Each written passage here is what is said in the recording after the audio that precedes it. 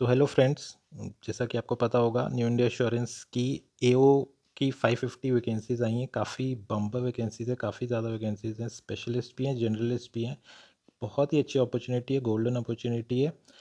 तो इसके बारे में डिस्कस करते हैं आज की वीडियो में कि नोटिफिकेशन के साथ क्या क्या की पॉइंट्स होंगे, आपको क्या ध्यान में रखना है, कंपनी कैसी है। एंड मैंने भी 2.5 साल इस कंपनी में काम किया, तो मैं अपना एक्सपीरियंस आपके साथ ज़रूर शेयर करूँगा इस वीडियो में। तो चलिए देखते हैं नोटिफिकेशन को। तो ये है नोटिफिकेशन, आप देख सकते हैं 550 एडमिनिस्ट्रेटिव ऑफिसर्स की वैकेंसीज आई, काफ़ी अच्छी हैं। तो आप देख सकते हैं हम ज़्यादा जनरलिस्ट पोस्ट की बात करेंगे, स्पेशलिस्ट भी आप देख सकते हैं काफ़ी सारी वैकेंसीज आई हैं। जनरलिस्ट की 193 हैं, तो टोटल जो है 550 हैं। तो कुछ अब स्पेसिफिक चीज़ों की ही बात करेंगे। कुछ की पॉइंट्स हैं जो आपको ध्यान में रखने हैं while applying for this exam. तो पहला है, आपको कुछ इंपॉर्टेंट डेट्स याद रखनी है। पहली है, जो अप्लाई करने की डेट है वो स्टार्ट हो चुकी है, तो 7 अगस्त से 30 अगस्त, तो लास्ट डेट याद रखिए ऑनलाइन अप्लाई करने की है 30 अगस्त। उसके बाद फ़ेज़ 1 की डेट आपको पता होनी चाहिए, 14 सितंबर है। फ़ेज़ 2 की डेट है 29 अक्टूबर, ऑलमोस्ट फ़ेज़ 1 के 1.5 महीने बाद। तो ये याद रखिएगा कि 7 अगस्त से 30 अगस्त तक अप्लाई करने की डेट है।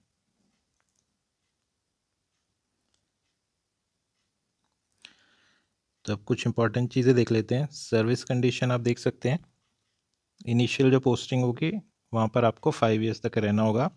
एंड जो स्पेशलाइज्ड वैकेंसीज है उसमें आपको एक प्लेस पे कम से कम 10 साल तक भी रहना पड़ सकता है। अब ये इंपॉर्टेंट है, प्रोबेशन।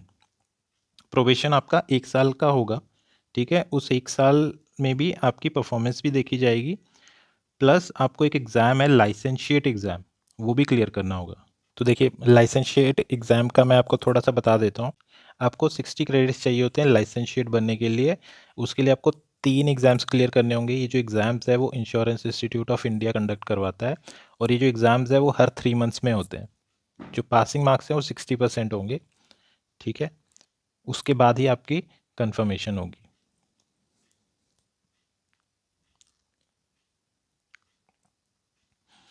अब ये इंपॉर्टेंट है, गारंटी बॉन्ड की।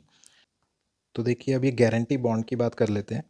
आपका 4 ईयर बॉन्ड पीरियड होगा, मतलब आपको कंपनी में कम से कम 4 साल सर्व करना होगा, उसके बाद ही आप क्विट कर सकते हैं कंपनी को। अगर आप 4 साल से पहले क्विट करते हैं तो आपको आपकी जो ग्रॉस सैलरी है 1 साल की, उसके इक्विवेलेंट अमाउंट पे करना होगा कंपनी को, प्लस 25,000 कॉस्ट ऑफ ट्रेनिंग, ठीक है। जो इंडक्शन ट्रेनिंग होती है स्टार्टिंग में, उसके 25,000 आपको पे करने होंगे, क्योंकि कंपनी ने आप पर इन्वेस्ट किया है। और आप एक रिक्वायर्ड अमाउंट कंपनी आपसे वसूल भी करेगी ना, तो उससे पहले अगर आप क्विट कर रहे हैं तो कंपनी आपसे कंपेंसेशन लेगी उसका।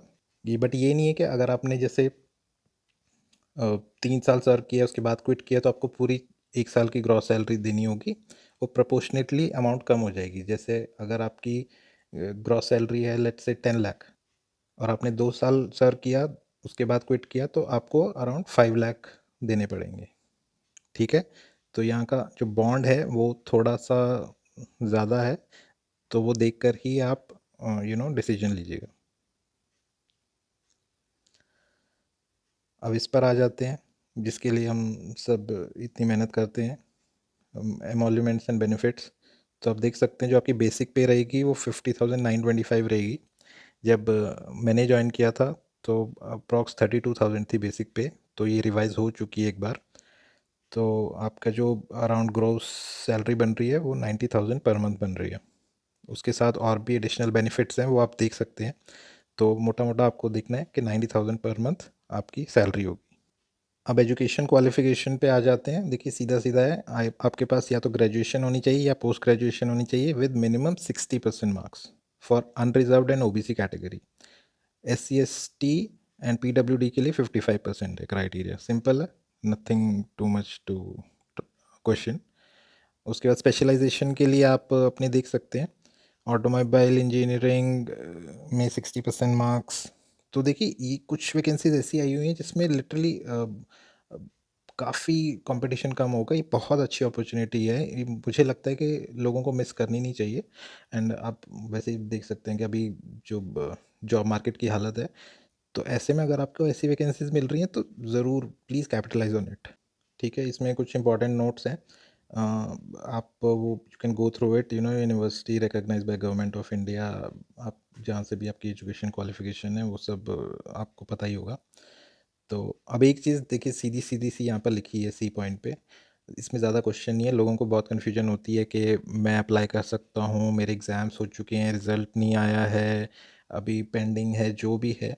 तो इन्होंने क्लियरली लिखा है कि आपका जो पासिंग है वो 1 अगस्त 2025 से पहले का होना चाहिए, ऑन और बिफोर। आइदर 1 अगस्त 2025 या उससे पहले का पासिंग होना चाहिए। इसमें कोई क्वेश्चन है नहीं।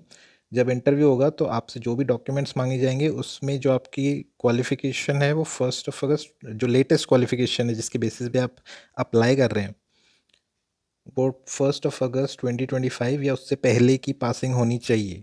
अब आप इस पर कोई क्वेश्चन नहीं कर सकते हैं कि मेरे एग्ज़ाम्स हो चुके हैं, रिज़ल्ट आना है।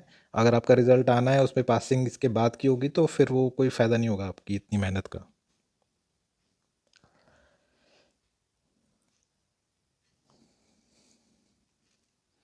ये जो ई पॉइंट है वो भी आप देख सकते हैं। इसमें भी कोई वो क्वेश्चन नहीं होने चाहिए। पहले डी पॉइंट देख लेते हैं। 60% मार्क्स होने चाहिए। 60 मतलब 60, 59.99 नहीं चलेंगे। और वो 60% ऐसा नहीं है कि लास्ट ईयर का कैलकुलेट होगा।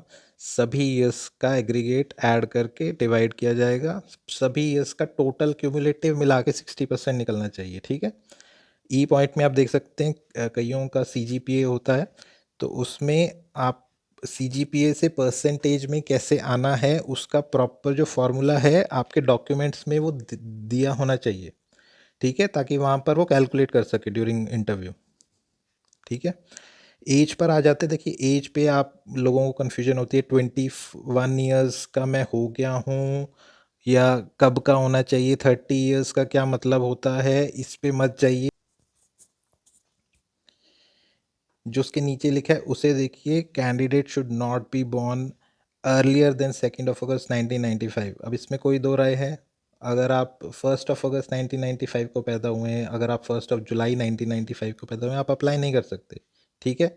2 अगस्त 1995 से पहले नहीं पैदा होने चाहिए, और 1 अगस्त 2004 के बाद नहीं पैदा हुए होने चाहिए। इसके बीच में जितने भी हैं वो कैंडिडेट्स अप्लाई कर सकते हैं। इस पर अब कोई भी डाउट नहीं होना चाहिए। बाकी के जो कैटेगरीज में रिलैक्सेशन है वो भी आप देख सकते हो। वो प्रॉबेबली लोगों को पता ही होता है।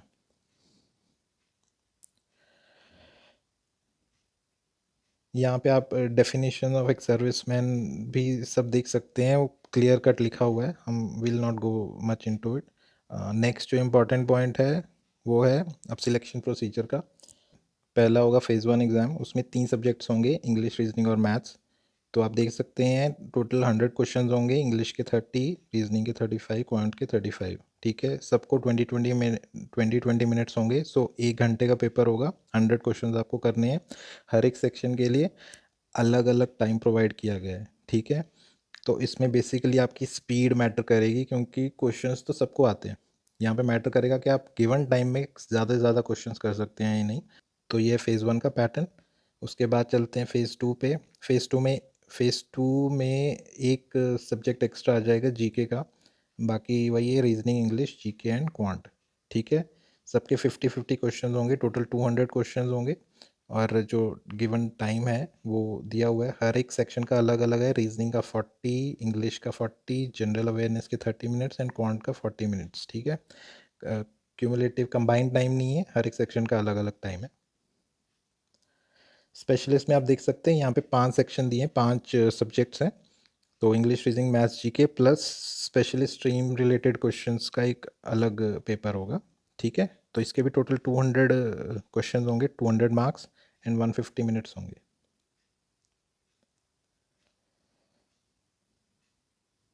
तो फेज़ 1 फेज़ 2 के बाद आपका इंटरव्यू होगा।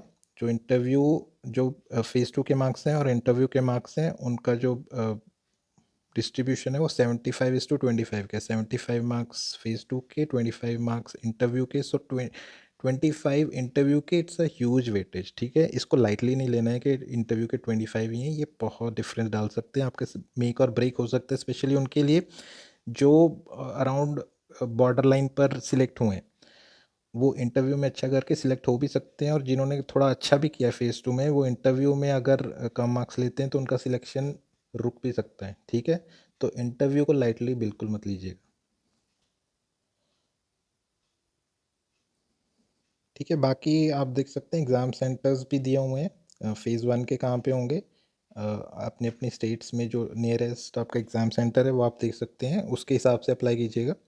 एंड फेज़ 2 के लिए भी आप देख सकते हैं, ऑब्वियसली सेंटर थोड़े कम हो जाएंगे फॉर फेज़ 2, ठीक है? तो अब आते हैं मेन बात पर।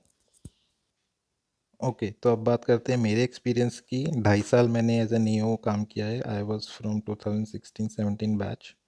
तो see honestly speaking, this is one of the best jobs around, ठीक है? जो वर्क प्रेशर है वो भी इतना कुछ ज़्यादा नहीं है। कुछ डेज़ हो सकते हैं जहाँ पर वर्क प्रेशर ज़्यादा हो, जैसे मेरी जहाँ पर पोस्टिंग थी वहाँ पर एक बार फ्लड आ गया था। तो ऑब्वियसली जब फ्लड आएगा तो क्लेम्स जो हैं वो बढ़ जाएंगे, तो काम थोड़ा बढ़ जाएगा, ठीक है? अदरवाइज़ ईयर एंड पर या फिर सर्टन स्पेशल टाइम पे ऑडिट्स वगैरह में थोड़ा वर्क प्रेशर ज़्यादा हो सकता है। Otherwise mostly life is good, fix timings हैं 10 to 6, ठीक है? तो जो मेरा एक्सपीरियंस रहा है 2.5 साल का वो काफ़ी अच्छा रहा। ऑब्वियसली लोग क्वेश्चन पूछेंगे कि ये तो, कि फिर आपने क्विट क्यों किया? तो सी ऐसा कुछ नहीं है, जॉब बहुत ही बढ़िया। ऑब्वियसली ऐसा नहीं है कि इससे बेटर अपॉर्चुनिटीज़ नहीं हो सकते, लोग और बेटर अपॉर्चुनिटीज़ के लिए जाते हैं, but this is one of the finest jobs, finest government jobs there, ठीक है? तो one should surely go for it. और एक और स्पेशल चीज़ जो मैं कहना चाहूँगा, New India Assurance has one of the best induction trainings going around. Honestly speaking, इसकी जो इंडक्शन ट्रेनिंग है, मैं तो कहूँगा और किसी चीज़ के लिए ना सही, तो केवल इसकी इंडक्शन ट्रेनिंग देखने के लिए एग्ज़ाम क्लियर कर लीजिए। आपको लाइफ टाइम का एक्सपीरियंस मिलेगा। आज भी मैं जब भी उस ट्रेनिंग के बारे में सोचता हूँ, when I remember all those moments, बहुत अच्छा फ़ील होता है। दोज़ वर सम मोमेंट्स जो मैं कभी भूल नहीं सकता। तो न्यू इंडिया एश्योरेंस की इंडक्शन ट्रेनिंग ज़रूर एक्सपीरियंस करनी चाहिए लाइफ में, बहुत ही अच्छी। मैं उसकी उस पे एक अलग से भी एक थोड़ा सा अपने एक्सपीरियंस का वीडियो बना दूंगा कि न्यू इंडिया एश्योरेंस की ट्रेनिंग बहुत ही अच्छी होती है। तो बाकी जॉब भी बहुत अच्छी है, ज़्यादा वर्क प्रेशर नहीं है, फिक्स टाइमिंग्स हैं, और पोस्टिंग्स भी इसकी अच्छी ही होती हैं। कोई कोई जगह ही है जहाँ पर ब्लॉक लेवल पे शायद आपको पोस्टिंग मिल जाए। सी बेसिकली जहाँ पर भी न्यू इंडिया का ऑफिस होगा वहाँ पे चांसेस है आपके पोस्टिंग होने के, बट मोस्टली ये मतलब ठीक ठाक डिस्ट्रिक्ट लेवल पे आपको पोस्टिंग मिल जाएगी। पोस्टिंग्स अच्छी ही हैं, मुंबई में आपको काफ़ी ज़्यादा पोस्टिंग मिलेंगी क्योंकि वहाँ पर हेड ऑफिस है। तो फाइनली मैं यही कहूँगा कि गो फॉर इट, बहुत ही अच्छी अपॉर्चुनिटी है। प्रोबेबली काफ़ी सबसे बड़ी जो 4 जनरल इंश्योरेंस कंपनीज है उसमें सबसे बेस्ट जनरल इंश्योरेंस कंपनी यही है, पब्लिक सेक्टर। तो ज़रूर इसका पार्ट बनना, इट्स क्वाइट एन ऑनर। तो go for it, give your best. Thank you.